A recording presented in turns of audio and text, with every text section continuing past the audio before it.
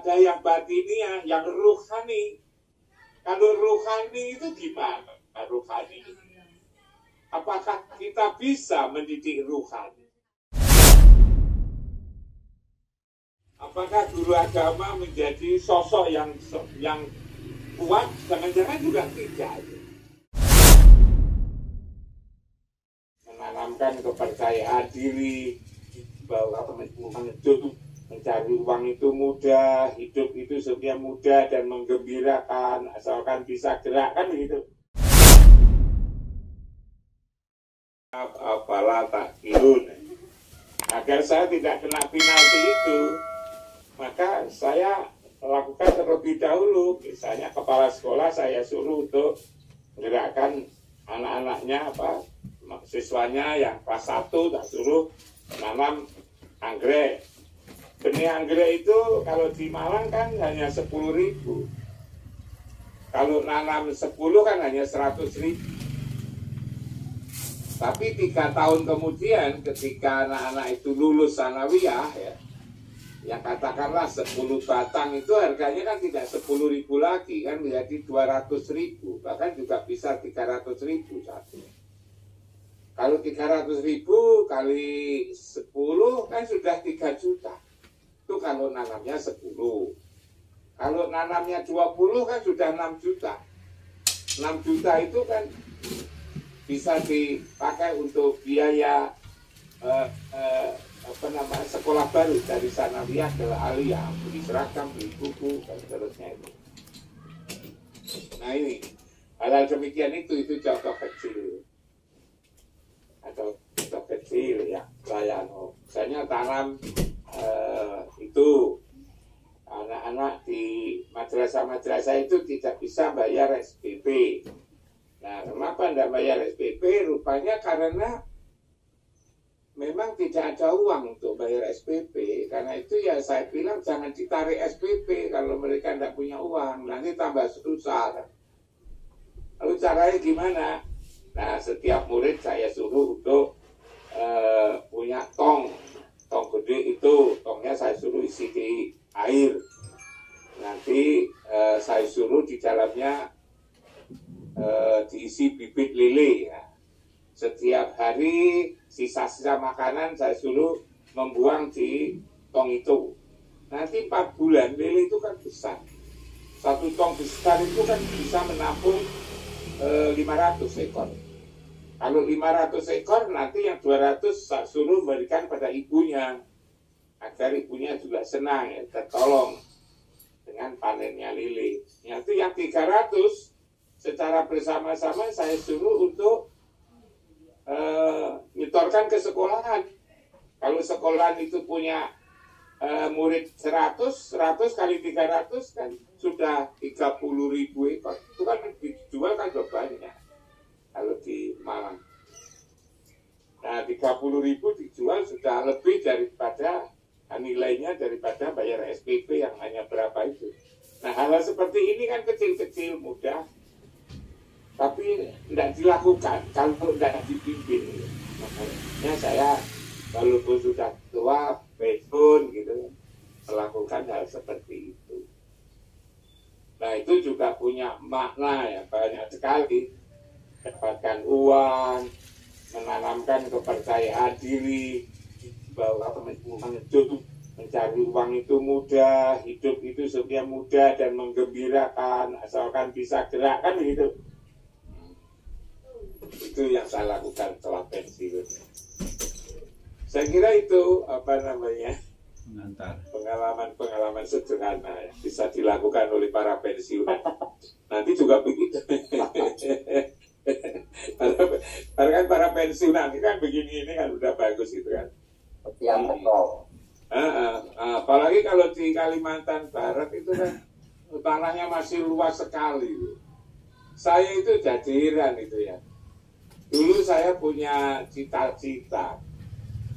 Ketika saya jadi rektor itu bagaimana caranya agar saya tidak minta anggaran dari pemerintah, tidak minta anggaran dari APBN. Anggaran setiap UIN itu paling-paling kan ya 700-800 miliar. Kalau saya bisa mencari uang 1 triliun setiap tahun, itu kan tanpa ada APBN itu kan sudah bisa jalan. Bahkan lalu gaji pegawai juga lebih tinggi gitu kan. Nggak usah bayar SPP. Daripada nanti narik SPP, lalu mereka berat, masyarakat itu kan lebih baik. Kebesaran kampus itu bisa dipakai untuk mencari uang. Kebesaran kampus bisa dipakai untuk nyari uang. Nah, kalau rektor itu setiap tahun bisa cari uang 1 triliun gitu kan. Kita ini seringkali pelajaran agama kita ini Pak Tono dan Bapak-bapak yang lain. Ketika kita berpikir tentang pendidikan agama, lalu dalam hati kita itu yang muncul adalah agama itu apa? Agama itu kan tauhid, syariah, lalu akhlak, tasawuf, tarikh. Lalu ini kita jadikan sebagai bahan pelajaran. Maka ada pelajaran tauhid, pelajaran syariah, pelajaran akhlak, pelajaran tarikh itu. Lalu setelah kita beri itu jadinya seperti apa? Tidak pernah kita pikirkan. Kita hanya berharap ya mereka kalau ditanya tentang tauhid bisa jawab, ditanya tentang akidah, ya apa syariah bisa jawab. Syukur-syukur kalau bisa jalankan kan itu. Kalau bisa jawab, syukur-syukur kalau bisa jalankan. Pertanyaannya apakah apa yang kita sampaikan itu dijalankan? Itu. Kita kan tidak tahu gitu kan. Akhirnya setelah kita ajari ya mereka ya sudah seperti itu tadi gitu. Kita hanya berharap moga-moga gitu ya. Moga-moga mereka menjalankan. Tapi apakah betul-betul menjalankan? Jangan-jangan juga tidak. Nah, tapi apakah pertanyaannya adalah apa itu cukup ya? Coba Pak Artono kita pikirkan apa itu cukup untuk bekal mereka hidup di dunia ini. Kalau usianya panjang seperti saya ini 75 tahun, apa cukup dengan pelajaran seperti itu? Nah, cukup tidak itu lalu kita tanya kepada diri kita dan juga kepada kehidupan ini, kita ini di dunia ini sebetulnya untuk apa ya? Dapatkan tugas apa? Kalau mengikuti Al-Quran itu, tugas kita itu kan untuk menjadi khalifah. Kita tidak perlulah pemimpin siapa itu kan? Pemimpin umat. Kalau itu pemimpin umat, pemimpin kehidupan umat itu harus maju, umat itu harus sejahtera, umat itu harus damai, umat itu harus serba berkecukupan. Nah, apa cukup gitu ya? Apakah pelajaran yang kita sebutkan tadi betul-betul mampu mengubah manusia itu dari yang punya kemampuan dasar seperti ini bisa mempunyai kekuatan mampu menjadi khalifahnya. Jangan-jangan belum itu Pak Artono. Jangan-jangan itu belum. Kalau Islam yang kita ajarkan itu jangan-jangan belum membekali mereka. Dan lalu tidak cukup hanya membekali pengetahuan, tetapi juga menjadikan khalifah. Nah, kalau itu menjadikan khalifah yang kita bayangkan bisa menjadi pemimpin seperti itu, lalu apa yang kita perkokoh? Apa sebetulnya yang harus kita perkokoh di dalam diri kita ini? Dalam diri anak-anak kita ini? Dalam diri generasi setelah kita ini apa sebetulnya? Dari sisi lahirnya aja ini belum perhatikan batinnya. Nah, kalau saya tidak salah, saya pernah bicara yang kita perkokoh itu ada. Yang satu harus kuat, itu yang kuat. Orang itu disebut kuat, disebut hebat, itu kan, agar bisa berkuasa lah, berkuasa. Itu apanya yang kuat? Yang kuat kan otaknya harus kuat. Tubuhnya kan harus kuat. Tubuh itu apa? Tulangnya kan harus kuat. Otak kuat, tulang kuat, uratnya kan harus kuat. Coba satu ini saja. Apa pernah tersentuh dalam pendidikan Islam? Apa sudah tersentuh? Jangan. Kemampuan otaknya ini kan, kemampuan otak lah. Pernah enggak tatkala kita bicara Islam, kita sesungguhnya mempunyai amanah untuk menjadikan otak anak-anak itu kuat, menjadikan tulang mereka itu kokoh, menjadikan urat mereka itu menjadi lentur. Agar apa? Agar mampu untuk mengimplementasikan kekuasaan yang diberikan oleh Allah kepada anak-anak kita ini sebagai manusia. Jangan-jangan perlu kalau begitu. Ini saja itu. Coba kita pikirkan ini gimana ini. Ini kan masih akhirnya lulusan agama lalu juga tidak pendidikan agama ya lalu tidak mampu untuk mengimplementasikan kekuasaan yang seharusnya dimiliki untuk menjadi khalifah itu. Dan ini tidak dianggap sebagai bagian daripada pendidikan Islam. Nah, lucunya kan di situ. Benar nggak kan kepikiran itu? Apakah guru agama menjadi sosok yang kuat? Jangan-jangan juga tidak. Padahal coba kita lihat misalnya Rasulullah dulu kan para sahabatnya aja. Coba betapa Abu Bakar, Umar, Utsman yang kaya raya, Ali yang cerdas kayak begitu. Nah ini menurut tema saya tuh. Yang kedua bahwa yang namanya pemimpin itu kan punya motivasi ya, punya keinginan.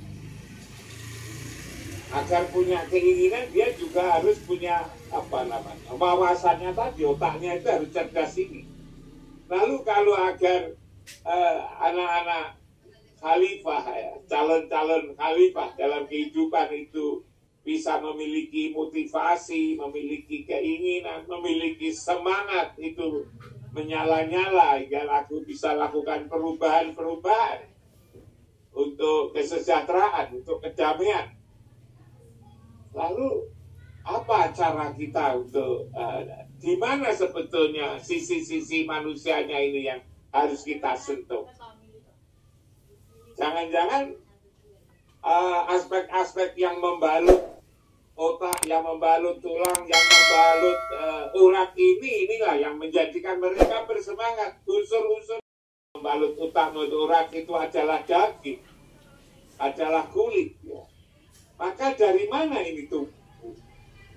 Nah itu, dari mana ini tumbuh? Mungkin dari asupan-asupan, yaitu dari makanan. Tapi bagaimana makanan itu? Makanan yang seharusnya bisa melahirkan pertumbuhan ini. Yang halalan, yang thayyiban. Nah, sekarang ada kebijakan memberi makan. Memberi makan itu sebetulnya kalau kita kait-kaitkan bisa ke sini sebetulnya itu. Walaupun itu tidak cukup ya, karena urusi orang sekian banyak. Paling tidak ada ide saja itu sudah bagus menurut saya. Nah, perhatian. Nah itu. Nah, lalu selanjutnya itu. Bagaimana agar menjadi khalifah? Maka harus ada ilmu. Ilmu itu ada di mana sebetulnya? Nah, ada ilmu fisudur ya kan. Di mana letaknya? Istirahat. Lalu ada semangat hidup. Di mana itu? Adalah di jantung. Dan seterusnya inilah yang pendidikan yang bersifatnya yang dahiriyah itu. Lalu ada yang batiniah, yang ruhani. Kalau ruhani itu gimana? Ruhani. Apakah kita bisa mendidik ruhani? Jangan-jangan kita hanya kebayang saja bisa. Tapi sebetulnya kita tidak akan bisa. Karena dikatakan bahwa yas'alunaka aniruh buliruh min amri robbi. Wa ma utitu minal ilmi illa qalila. Nah, pendidikan rohani itu seperti apa? Pendidikan rohani itu seperti apa? Maka kalau dalam Islam kok ada syahadat, kok ada sholat, kok ada zakat, kok ada puasa, kok ada haji. Nah itu. Coba misalnya sholat. Sholat itu kok mesti menghadap ke tempat itu. Sholat itu kok menghadap ke satu titik. Orang seluruh dunia, saya selalu bayangkan ini. Tidak tahu apa Pak Hartono, Pak Hasid juga membayangkan enggak? Ya. Pak Ulum membayangkan enggak? Ya. Cobalah kita bayangkan, kenapa penduduk bumi ini setiap hari 5 kali disuruh untuk menghadap ke tempat itu. Itu ada apa? Kalau itu tidak penting kan enggak mungkin gitu kan. Dan bukan hanya penting. Kok seluruh penduduk bumi ini bagi yang mampu seumur sebelum meninggal diharuskan untuk berziarah ke tempat ini. Ada apa di tempat ini? Ini mesti harus kita pikirkan itu. Harus kita renungkan, harus kita musyawarahkan ada apa tempat itu. Nah untuk menjawab ini tentu tidak bisa hal-hal yang sifatnya rohani itu pakai penelitian itu tidak bisa. Dan tidak perlu ada penelitian sebetulnya.